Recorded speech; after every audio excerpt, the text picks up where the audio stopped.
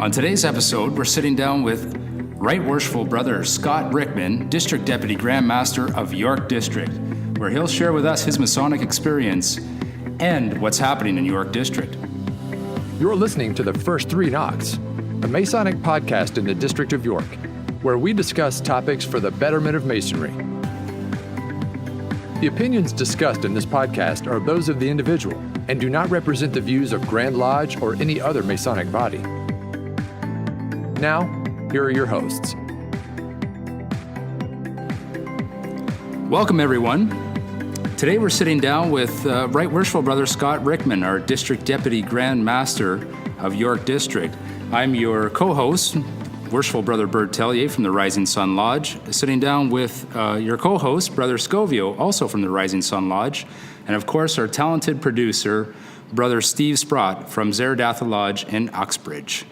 And a very special welcome to you, Right Worshipful Sir. What an honor it is to have you here in this auspicious place, the Rising Sun Lodge, or let's say the Aurora Temple.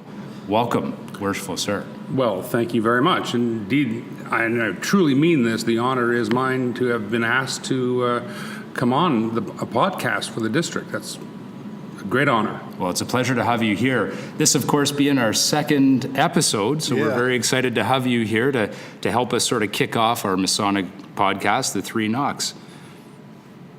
Yeah, it was something we wanted to get one of our special guests in you, sir, to join us and quickly just kind of give an overview of, again, your Masonic career, things within the district, and just kind of moving us forward in a really good, positive manner. So we felt it was something that we wanted to do almost immediately, getting the big guy out and start asking some of those big, fun questions. Well, this will make our listeners perhaps tune out, but I hope not. Well, we had very few listeners to begin with, so I think we can only go up from here. So very much looking forward to having a conversation with you. Perhaps you want to share your disclaimer at the beginning before we begin. Well, actually, your intro was pretty good, but it should be said that, in my position, I am the direct representative of the Grand Master in York District. And normally we have to be very careful on what I say and how I do it.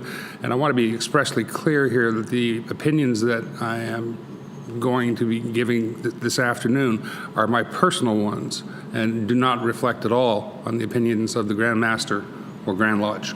Understood. Makes perfect sense.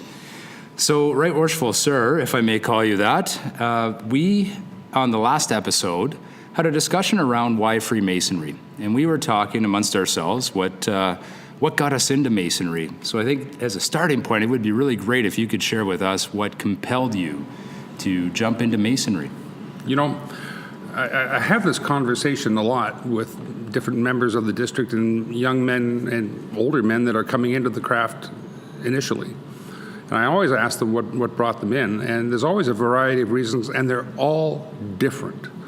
But usually it comes down to somebody seeking something and they don't really know quite what it is.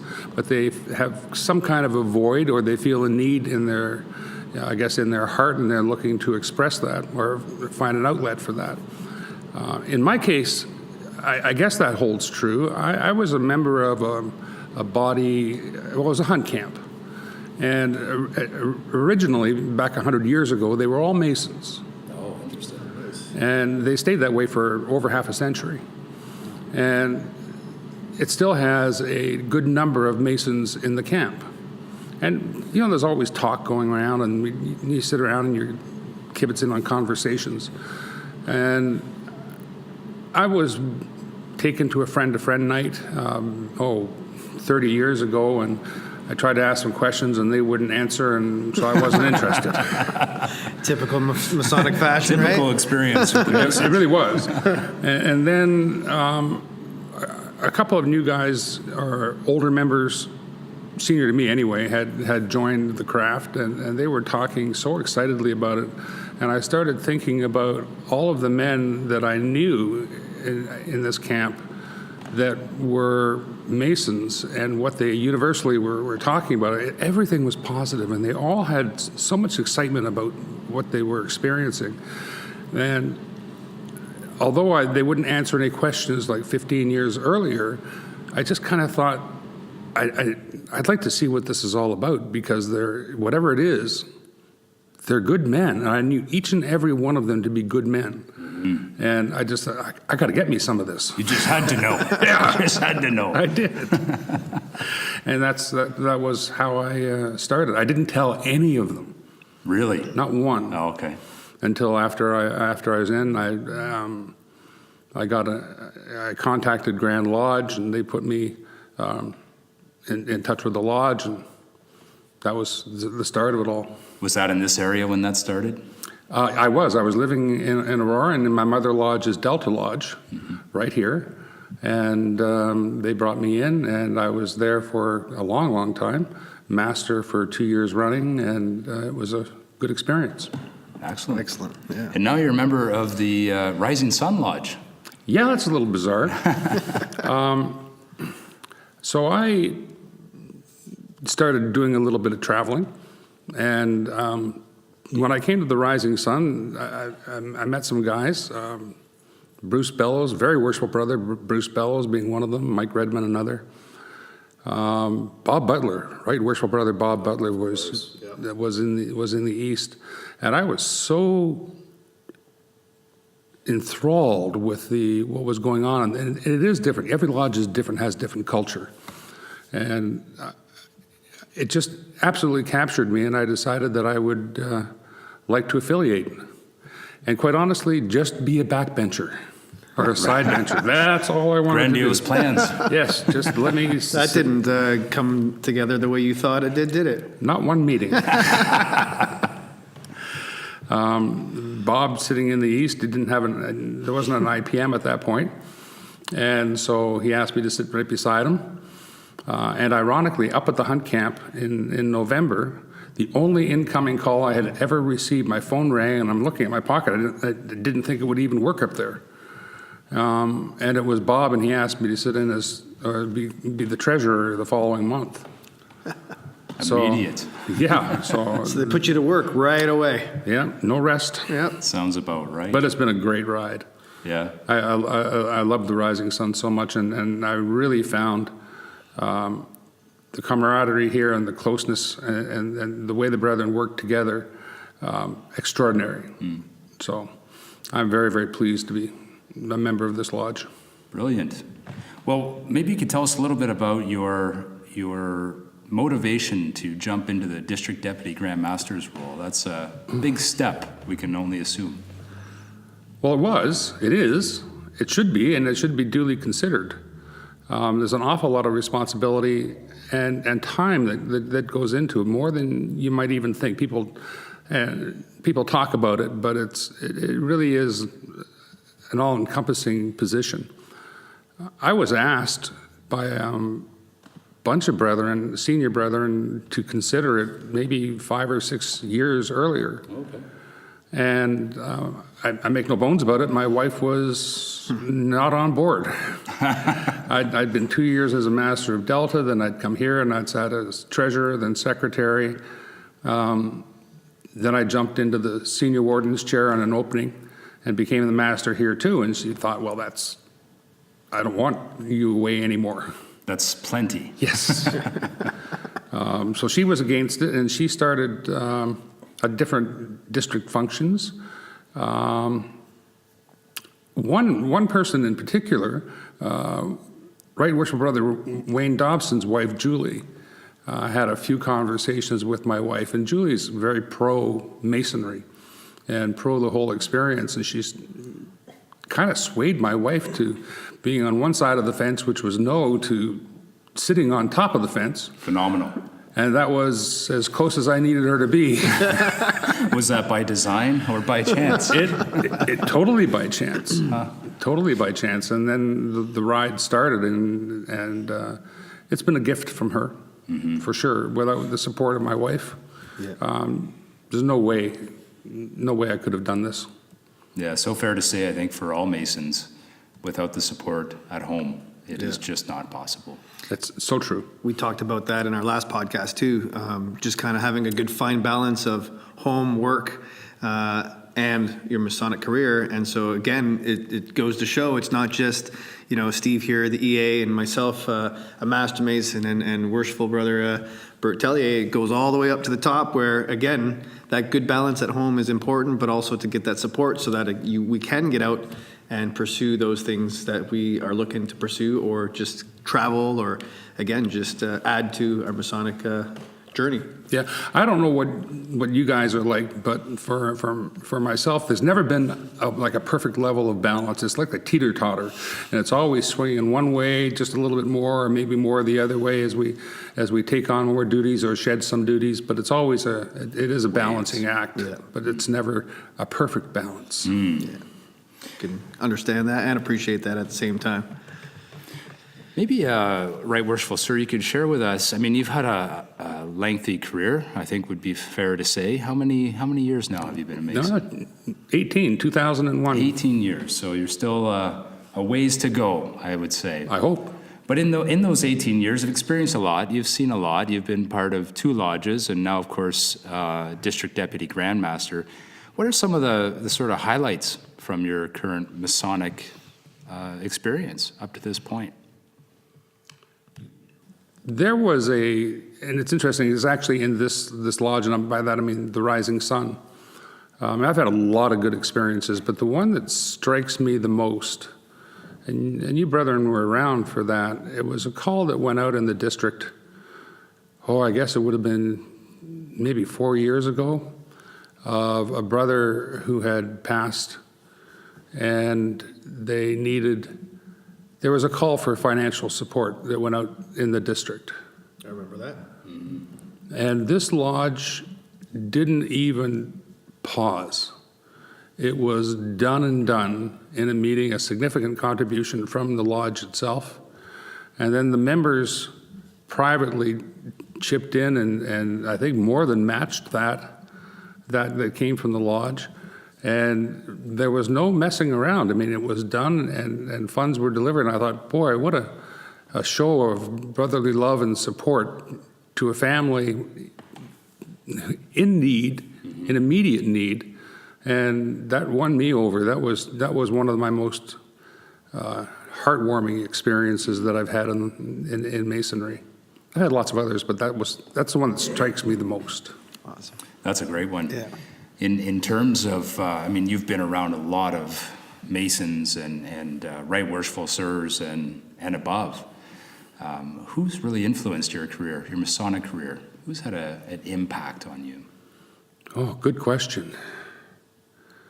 Probably the most impact that anyone has had would be Right Worshipful Brother Bob Butler. Now, he's 92 now. He's been master of this lodge. He's something like 60 years of past district deputy grand master. And he's very successful in business, in Sudbury, in the nickel business. And he had so much to teach. And that's what really drew me into this lodge. And I let him know that I wanted to learn. And he was happy to share his wisdom and insight and take me under his wing. And, we've seen that with entered apprentices and stuff, but here was an experienced master. It made no difference to him. He was just happy to teach. So he'd be my greatest singular man of import. Well, he's a great choice to answer that question. One of the things that we discussed on our previous episode was we wanted to be candid on the podcast. And so each of us shared some of the challenges that we faced in our Masonic career. Could you maybe share a couple of yours? Because evidently we suspect that all Masons go through some form of difficulty in their time. Well, time is always, for me, it's always been the number one challenge. So Masonry is almost by its nature a sponge. It will suck up as much of your time and energy as you're willing to give. And it requires some self-restraint. And quite honestly, I'm not always good at that. And I'm self-employed, so I really have my day to have as I want it, more or less. And so the biggest challenge is sometimes just pulling away and saying, no, I got to take care of business. I have family obligations that are coming up or that I need to attend to, my wife not only being one, but an important one. That's really, time is the biggest thing. The work that we do, I mean, the ritual work that we do, the committee work that we do, all of that, that's kind of the easy side. But juggling your time, because there's a finite amount of time that each of us has, and what portion you can afford to give to Masonry is always for a challenge. At least it always has been for me. Mm-hmm. Yeah, it's a great topic. We had a good discussion on that one last time. I think it was kind of the theme. Yeah, again, it was that balancing act, right, of sorting out or picking what I said, picking your battles. Some weeks or some months have 5 official visits, maybe an installation, a couple of brethren that you've followed throughout your Masonic career, so you want to be there for their particular regular meetings or emergent meetings, and so all of a sudden you got maybe 30 days in 1 month, and you find yourself trying to get out for 23 of those days, while still, like you said, right, Worshipful Scott, just trying to also have that good time at home to make sure that the important things are also covered. And again, for me, it's nice to hear some more senior brethren, and even the district deputy Grand Master has those same things that we all go through. So you're the echo of you saying time is that challenge. I think, as we pointed out last episode, is certainly on all our minds. But as we said then, and as I think you basically said now, it's also just picking what's important and also sharing at home what's important so that everybody can be supportive and be on that same page and do those kind of things so you can get out there and travel and whatnot. Given your experience with that specific topic, do you have any advice for brethren managing the work-life Masonic career balance? Excuse me. I think one of the, learn to say no. Without being that naysayer, but learn to know when your plate is full or over full, and when somebody comes to you, honestly sitting back and saying, no, I really can't do that. And you become known as the guy that steps up and comes to the plate and gets the job done. And when you get that reputation, and both of you know that very, very well, that what that breeds is just more requests. Right. So you need to have that time when you can just say no and not feel bad about it. Yeah. Right, Worshipful Sir, you've had a pretty impressive Masonic career to date, and many, many more years to go, of course. But during all that time, the one question that I have for you is, what are you most proud of in your Masonic career? Boy, that's actually a very difficult question. Really, at this point, it might sound a little vain, but it's becoming District Deputy Grand Master. Mm-hmm. I really didn't aspire to it. It was never on my plate when I was a young Mason, and when I joined the Rising Sun, it was just never on the horizon for me. I thought that was outside of my reach, and it turned out to be a great experience. So that's what jumps out right now, is just where I am. I'm incredibly blessed to be here, I think. Yeah, I can imagine the experience must be so rich for you. It is. It's diverse, it's rich, it's challenging. There's a lot of, again, that juggling of time and energy, and it's highly rewarding. Fascinating. Brother Scovio, let's take a few minutes to clear the secretary's desk, and we'll come back talking to Right Worshipful Brother Scott Ryckman. We'll change gears a little bit and jump into life as District Deputy Grand Master. Sounds like a good idea. So just using our York District app, which has been soft launched, and again, you can find it also looking through our Facebook page. There's some instructions, but it has been dispersed to all the lodges through the secretaries. And if you haven't been able to find it, by all means, give me a shout, Brother Gino Scovio at the Rising Sun, and I'll be able to help point you out. Now that we've plugged the app, we'll get right into clearing that secretary's desk. So. Yeah, so we have a lot of events going on. Of course, as we mentioned previously, March and April are packed full of official visits. So, right, worshipful sir, this is your haymaking season, so to speak. And this coming Saturday, April 13th, is Robertson official visit. Yes, they had a quick change due to the fact that their regular official visit time was over the Easter long weekend, so they had dispensation to move that up one weekend, and we were able to catch that. So again, that's April 13th, this Saturday. Lodge starts at 10. I believe they'll be receiving visitors in and around that time, and then banquet follows immediately after Lodge in and around 12 o'clock. Excellent. Also coming up next week is Freemasonry exhibit, History Hidden in Plain Sight, at the Hillary House in Aurora, which has been going on since February, running all the way to April 26. And we have set up a little bit of special time so that we can ensure that brethren have the chance to get there during the evening. So next Tuesday, April 16th from 7 to 9, it will be open. And this is a really great opportunity for those who haven't had a chance to get up to the Hillary House and see this exhibit. It is absolutely spectacular. There's some incredible history in it. And as I understand, Right Worshipful Sir, you will be attending that evening as well. I will indeed. And again, that particular event is open to all parties, not just Masons. So to the public as well. If you have any family members who have always asked questions, it's a great exhibit to bring them through and share with them whatever you can.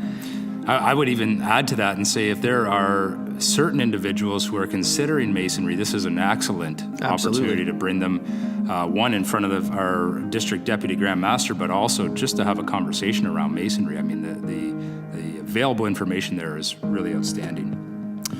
April 18th, a bit of a plug for our Rising Sun Lodge. We have an emergent meeting next Thursday, our first degree. So we have a new candidate that'll be joining us. So if you are so inclined to see a first degree, we'd love to have you here at the Rising Sun Lodge. All right, and April 24th, I believe, is Richardson Lodge official visit. We don't have full details yet as to what degree they're doing or what time their banquet will be, but historically it's always been in around 6:30.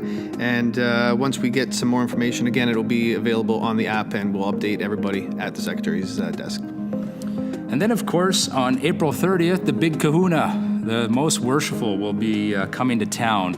Maybe Right Worshipful Sir, you could share some of the details of that Grand Master's banquet. The Grand Master's reception is an extraordinary event. It's been an awful lot of planning. Not only it is the 4 Toronto districts and York District that are hosting this event. It happens every other year. It's at the Crystal Fountain in Markham. And maybe that's Richmond Hill at that point. Doesn't matter. Obviously, the Grand Master will be there. A bunch of, I think the Deputy Grand Master will be there. There's always a good contingent of past Grand Masters and current members of the board that attend. It is a formal affair, so a black tie. Ladies get to dress up, and I guess I should even expound on that. This is absolutely an event where you would want to bring your significant other to come out and see some of the more formal things that we do. Also, the masters for 18-19 and also 17-18. So for the last 2 years, will all have their photograph, or the opportunity to have their photograph taken with the Grand Master. So all the masters that have been in during his term, he gets to meet and shake their hands. They're also recognized at the banquet. All the masters will be asked to stand, as will current Grand Lodge officers and Grand Lodge officers from last year. Excellent.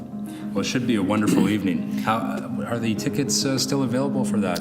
They are. Officially, the cutoff date is April the 15th. We have, I believe, about 83 right now going from the district. They should contact me directly if you want tickets. Although the official cutoff date is April the 15th, it'll always go almost up to the event, but certainly not 2 days before. It's not going to happen. So that's a great question. Tickets are not available at the door. You must call in advance. Get a ticket either through Right Worshipful Brother Scott Ryckman or wherever your secretary has pointed you in a direction to get those tickets.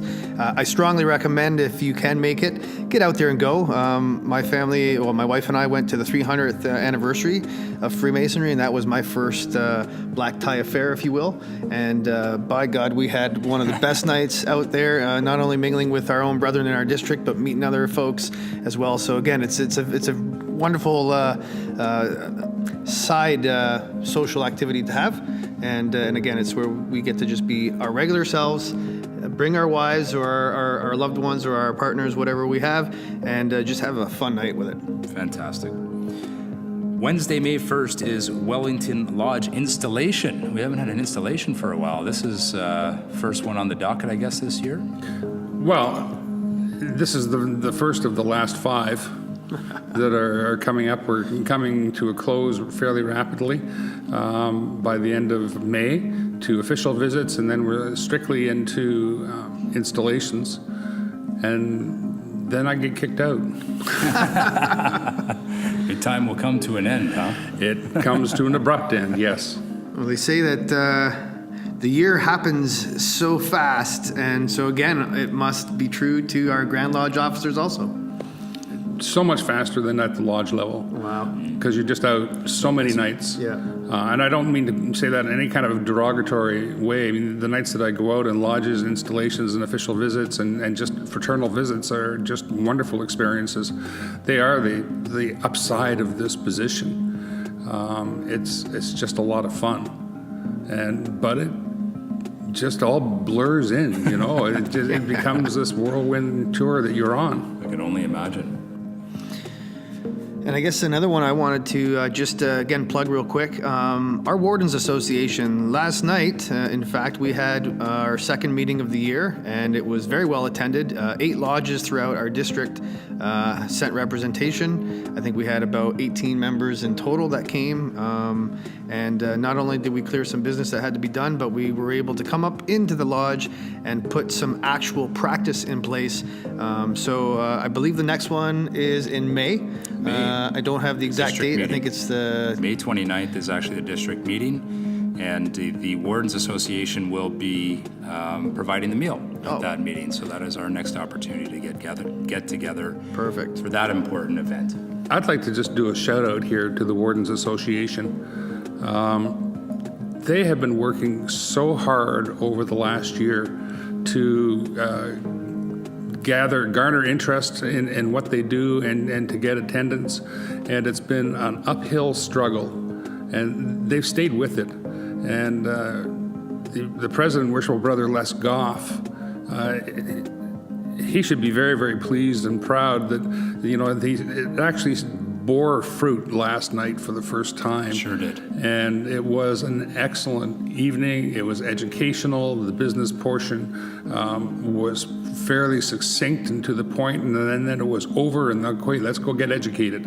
Yeah, the purpose. It was definitely a fun night, and again, I think that's exactly the platform that we're going to look to try to move forward with. So we'll just keep spreading the word out in the district, and I think by spreading the word since our last meeting, with always putting that reminder out there at the official visits, and also putting it out on Facebook and the app and sending emails out, I think we're finally being able to knock on all the right doors and get those brethren out here. So again, for those who came out, thank you very much. It was very well received, like we said, and we look forward to seeing you again in the very near future. A couple other quick updates here. Also on Wednesday, May 1st is Corinthian Lodge official visit. So it looks like you're going to have to split yourself in two somehow to manage that important visit in Newmarket. Tuesday, May 14th, Delta official visit. So that's coming up rather quickly as well. And then, of course, we would be remiss if we didn't mention our friends in the East. Zerodatha Lodge is having their official visit on Monday, May 27th.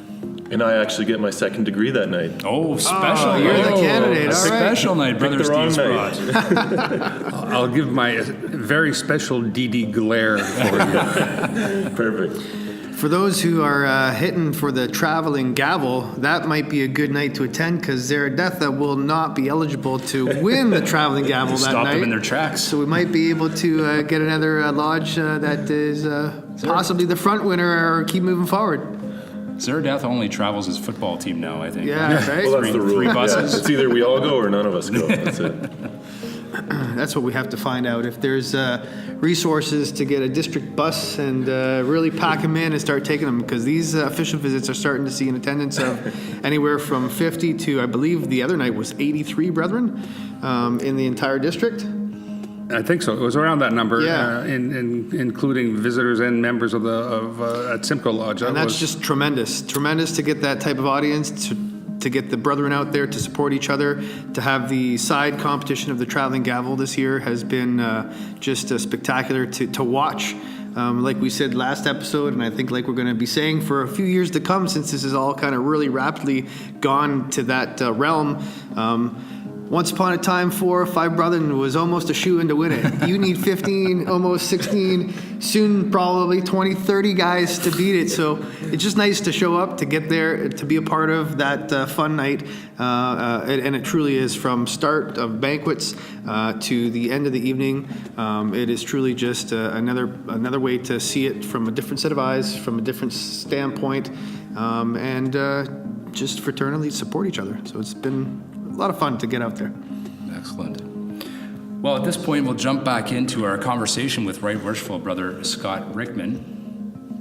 We're touching on some of the personal aspects of your Masonic career, which I think have been tremendous insights, and thank you for sharing that. One of the obvious questions, of course, is you are currently the District Deputy Grand Master of York District. kind of makes you choke, doesn't it? It's a lot to take in. What, maybe an obvious question for you, what's it like being District Deputy Grand Master? It's a very positive and a good experience. So I mentioned earlier, the OVs and installations are a blast. There's pomp and ceremony. Not that it's focused around me. It's just nice to see everybody working so hard to put their best foot forward, and really present an evening that they're proud of. And we can see, and both the district secretary and I, we acknowledge and we can see the effort that's going in. So that's very positive. There's a lot of behind the scenes stuff that happens. The lodges have issues some are of great import and some not so much, but they're looking for an ear to bounce it off. And that takes up a significant portion of time, and you just deal with it and offer the best advice that you can. Don't take sides. Be neutral. In this role of District Deputy Grand Master, of course, we see all the usual stuff, the installations, official visits. But for you personally, maybe you could share with the listeners, what's been your biggest learning in this role? Politics. Lodge politics. This lodge, the Rising Sun Lodge, I don't find it to be a very political lodge. It just is, it goes, it's harmonious, and everything goes along nicely.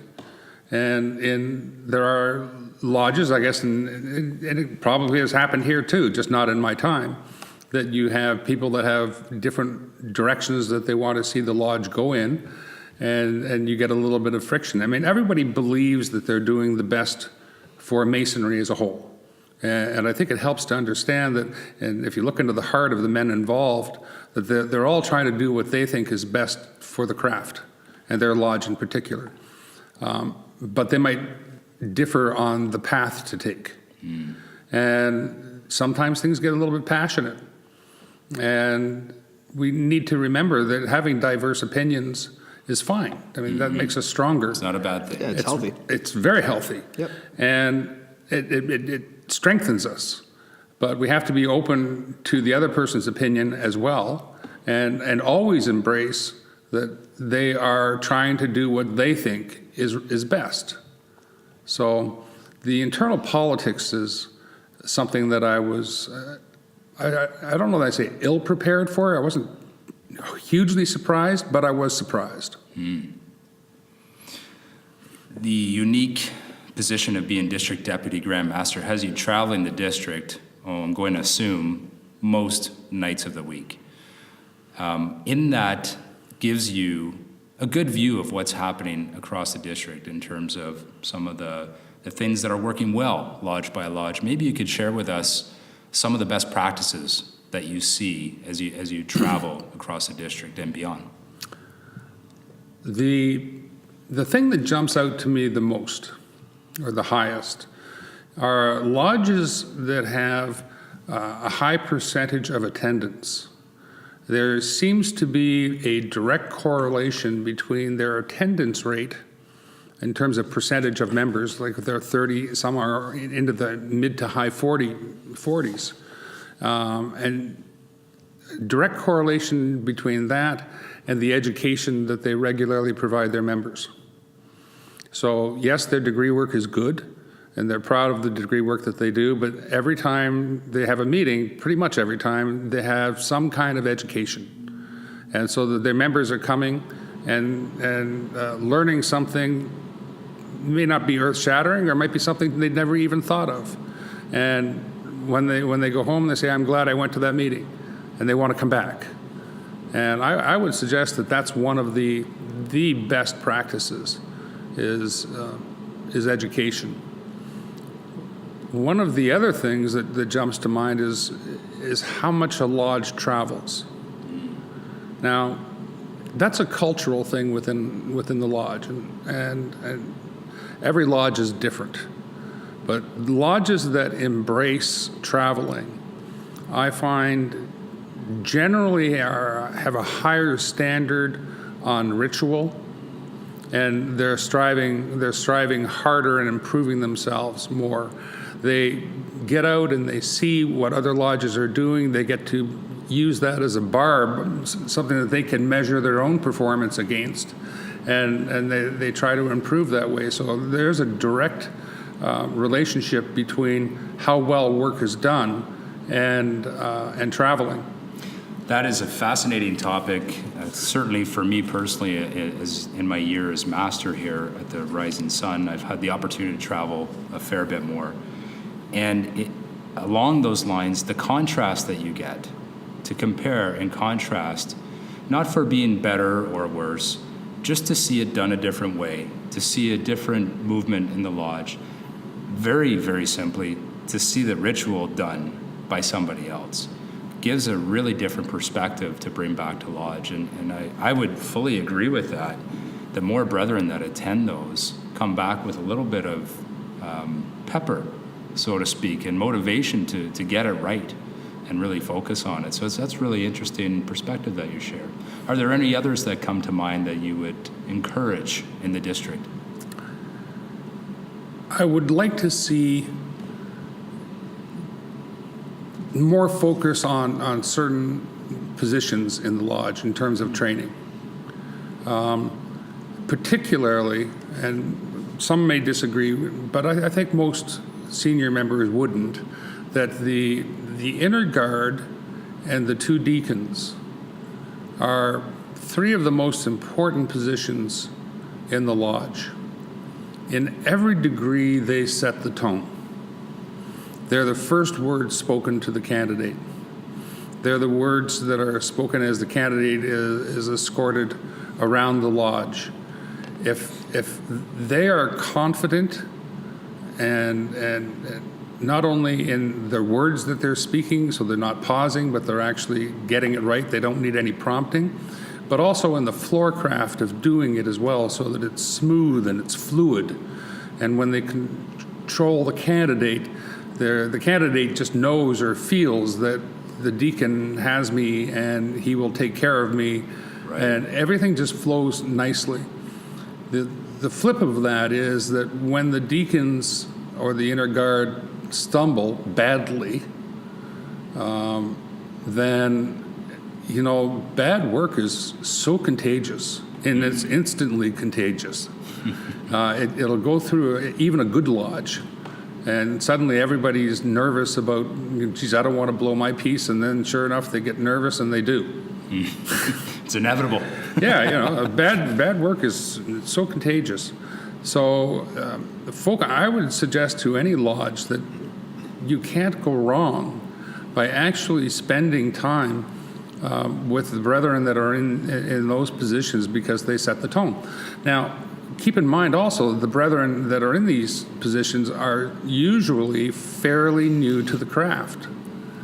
So they have so much import in what they do that we tend to sometimes forget that they've only been in the craft for a couple of years. Right. That's a great point. They need How could coaching. they know? Yeah. How could they know? So that would be one of the things that I would suggest that a lodge can really help themselves out, is actually putting some extra attention and tutoring into it. And of course, don't just go to, I remember doing it this way. It should be, whoever's doing the tutoring on that, the mentoring on that, should be using the mechanics of the work. Right. Right? Absolutely make sure that you've got it right. And because somebody will contradict you or whatever, and when you're in that position, you're not senior enough to know how to stand your ground. So it's up to the mentor to make sure, even if you know the work, still have that mechanics of the work out and read it beforehand and have it right in your hand when you're doing the mentoring, so that you can actually be absolutely positive you've got it right for this guy. Yeah, I think Brother Scovio is an excellent example. You've done a lot of mentoring and supporting of some of our more junior members. And I see you doing this very, very often. Maybe you can comment on that. Well, to add to one of the points that Right Worshipful Brother Scott Ryckman just pointed out, one of the tools that I've been working with is a resource directly from Grand Lodge. Again, I can't remember exactly what the title of it is, but has been saved in our own Dropbox file, and I have it saved in my own personal. It's literally like a report or a process flow, if you will, of working with your entered apprentice and what they should learn within this given time before they get themselves prepared for the fellowcraft degree and so on and so forth. But even further than just kind of working through a mister from outside to an EA all the way to Master Mason, it goes further to also just remind them, if they choose to seek the path of getting in the officers' chairs, what other roles are also played in there. And one of the things, again, I've pulled through the resources that we have online, and I think you just sent it out to our lodge as well, is the duties of an officer. There's lots of resources out there for us to lean on when we don't always feel comfortable asking. But one of the things that was reminded to me very early in my Masonic career is, you're not burdening anybody. Ask. That's what we're here for. Mm-hmm. And I think, again, we've talked about it a little bit before, some newer brethren, some newer officers, they don't know how to ask or are afraid to ask because they feel like they might get, the slap on the wrist or something. And we're never going to do that. We're always going to help and encourage and share what we've learned. I've got a couple of amazing mentors, and the two fellas sitting right here with me who happen to also be my sponsor. So, I mean, for me, the bar was set pretty well in the beginning, and I've always just tried to, I guess, carry that torch on and share how I've learned and what I've learned through you guys, and then passing it down in the same manner, but following some certain guidelines, so that what I'm seeing now is these new fellowcrafts in our lodge. They're very eager to want more. They're hungry a little bit more. They want to participate in some more ritual, as well as advance their own Masonic career. So I think exactly what you have said is mentoring these new candidates and officers. I think one of the lodges, and I can't remember which one it is, but this particular lodge, I think Walter Foster, Right Worshipful Brother Walter Foster was the one that pointed it out. Each member is now being mentored by a past master. Yes, we heard this. And so like it's things like that we see going on in the happenings in the district that I think just give us another standard of excellence, if you will, to be able to have someone to lean on who definitely has a little bit more knowledge, has a little bit more experience. And if they don't, they'll know exactly where to go and find that for you. So I think, again, it's things like that are offered through our resources at Grand Lodge, having programs at your own lodge levels in place like that, and really just highlighting the mentorship side of where every lodge can go. It'll just highlight how we can all improve individually, but also collectively. Mm-hmm. So I would suggest that you're missing one other great aspect of mentoring, and that is for the mentor. Yep. Because when you have to teach something, you have to know it so much better than you thought you knew it. And you go into the work and you research it and you make sure, like in the rubrics, that have you got every knock, every salute point. exactly in the right position at the right part in the ritual. It makes you learn it far better than you might have when you actually were going through that chair. So it has a residual effect for the teacher as well. Absolutely. Absolutely. Just along the same vein of what we were just discussing, Right Worshipful Sir, in terms of some of the insights that you've gained in the role, maybe you could share with us some of the frustrations in the role? One of my pet peeves right now that we're approaching the end of the official visits, is Worshipful Brother Mike Redman made a point of sending out to every lodge secretary in the fall, and again, I think, to the secretaries and masters this year, copies of the L forms. Now, the L forms are the forms that we use when we're reporting to Grand Lodge. The L1 and L4 are done by the master and secretary for L1, and the L4 is done by the treasurer. The L2 is submitted by the district secretary on things that he has to look at and his overall impressions, and the L3 is done by the district deputy grand master. So these are all submitted to condition of masonry at Grand Lodge. They collate this, and this is where they get their grand statistics for the jurisdiction, et cetera. It's important. And we sent out copies, or he sent out copies to all of them, and it appears that in a lot of cases, like the L2 and L3, this is how you're going to be judged. This is how the secretary is, what he's going to be looking for. This is what the district deputy grand master is going to be looking for when he's in the lodge. And it's the answers. Here are the questions you're going to be asked. There's the irony. Yeah, and yet so many times the leaders of the lodge really just haven't taken the time to look it up. Mm-hmm. And I'll give you a prime example is banquet protocol. When do we do the invocation? When do we do the toast to the Queen and the Craft? When do we sing the national anthem? What's the order of toast that should happen? Well, that's all laid out in the Masonic manual. It couldn't be any more clearly laid out. And it's also laid out in the protocol and etiquette, one of Right Worshipful Brother Gordon Crutcher's editions. So if you know that this is something that's going to be commented on, cover it. Like literally, the first question has to do with the education in the night.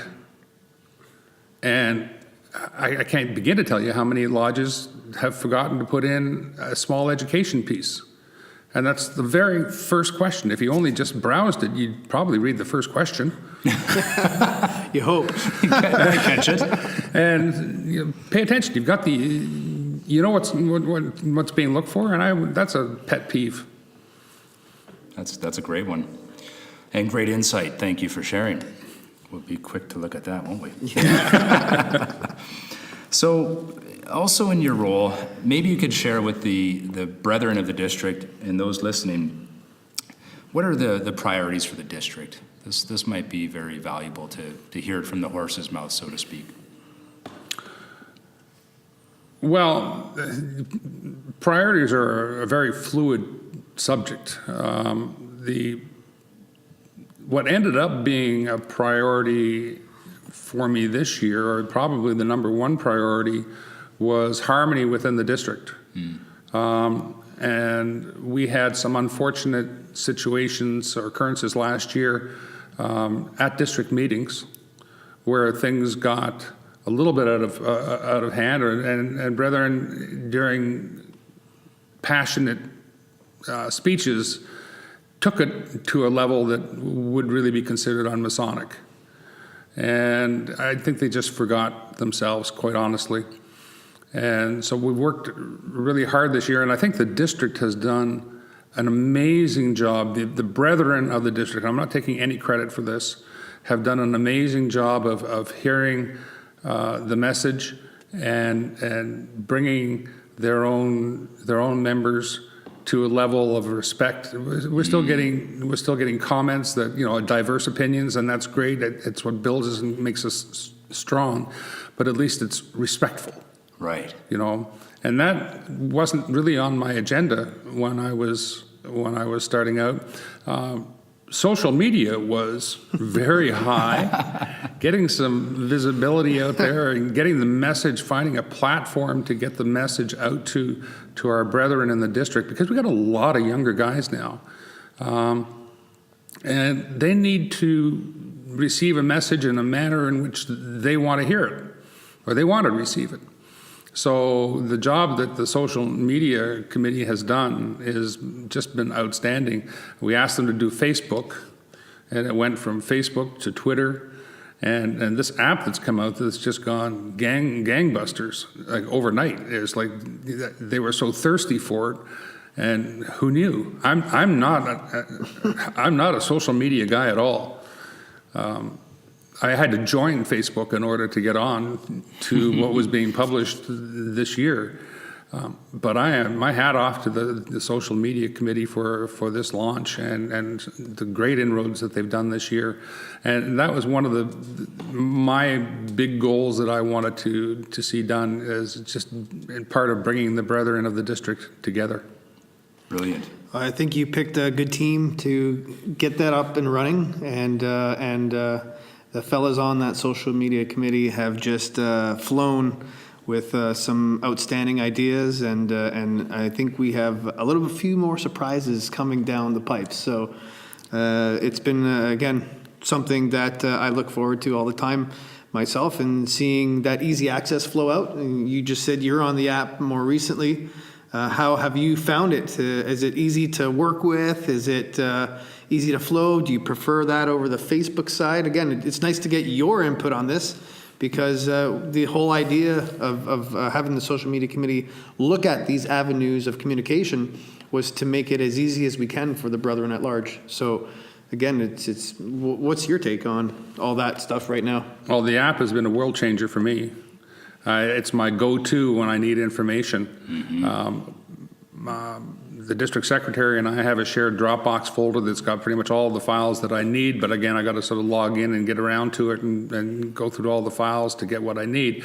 And 9 times out of 10, it's right there on the app. What I'm looking for, it's right there on the app, and I can get into that in just so little time. So I love it. And it's also current. That's the other thing that we had issues with. The getting information out to the brethren, and any kind of a newsletter or anything like that, I mean, it was always old information. It was, we had this event, and there might be pictures, but it's old. Now we're getting the information out today. That evening. Yes. That evening. Seconds. Yeah, it's interesting you touch on that, because obviously Brother Scovio's done a yeoman's effort putting this together with some of the brethren. of course, with the support of Worshipful Brother Don Campbell and yourself for approving it. I think that is that's tremendous to give the runway to make that happen. But we actually kind of had a vision of what success would look like on this app, and it was, could you imagine sitting in lodge with all the information at your fingertips? And we actually thought of you, right, Worshipful Sir, and the district That's secretary. because I stumble so much, right?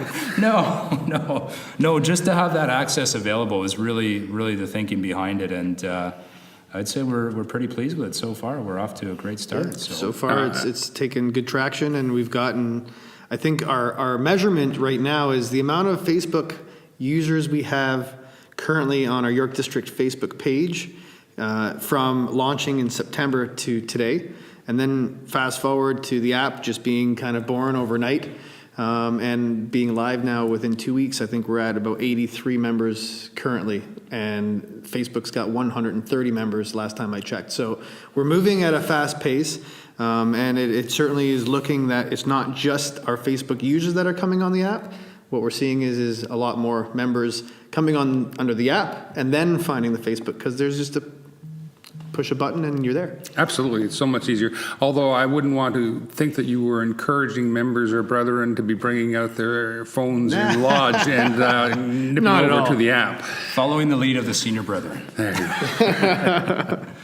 Maybe just one last question for you here. We very much appreciate your time and your insights that you've shared with us this afternoon.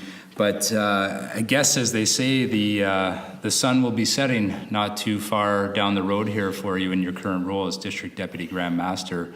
What comes next? What is on your agenda? Well, Masonically speaking, it'll be a quiet year next year.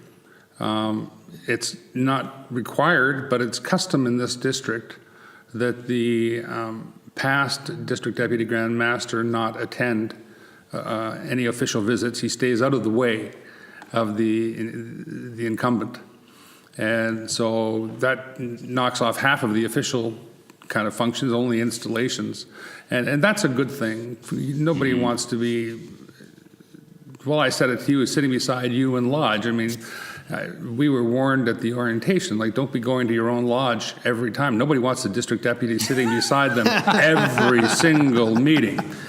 That's just not what you want. So it'll slow down in terms of visitation. I know my wife is looking forward to the time that she'll actually get to converse with me, as opposed to just sort of waving as ships pass in the night kind of thing. Right. So I'm looking forward to spending more time with my family and just finding a new norm in Masonry. It'll give me a chance to come back. I'm missing my lodge a lot. Right.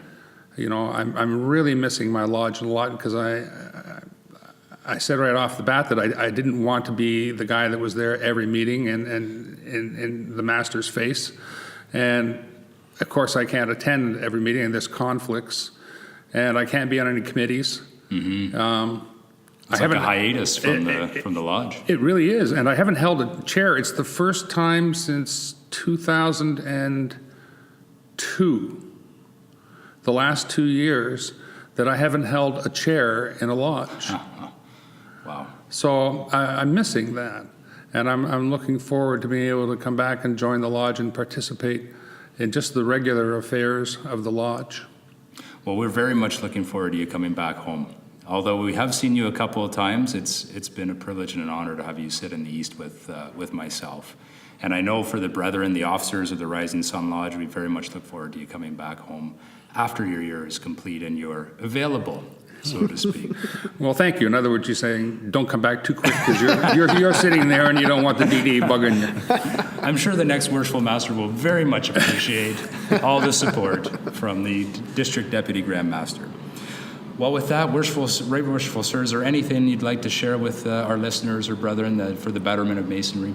Well, not for the betterment of Masonry, but I will thank you for giving me this forum to address our brethren. It's unique for me. I've never done a podcast before, and it's been fun, and to a large degree enlightening as well. So I thank you very, very much for the efforts, and I thank you for your ongoing efforts in doing this, and I look forward to hearing your future podcasts as well. Well, you've given us a lot of great topics. We have a lineup of interviews coming and Masonic topics we want to share. So we'll be getting some of your committee chairs in here very, very soon in some of our next episodes, and we'll be going through some of the same questions with them, getting their perspective on the year in York District. So with that, we'll say good day and thank you again for joining us. Our next episode will be on the Grand Lodge communication, so we'll be talking about the very exciting opportunity that's coming up in July. And then I believe we also have another interview coming up very imminently. So with that, we'll sign off. Thank you for joining us for this episode of the First Three Knocks.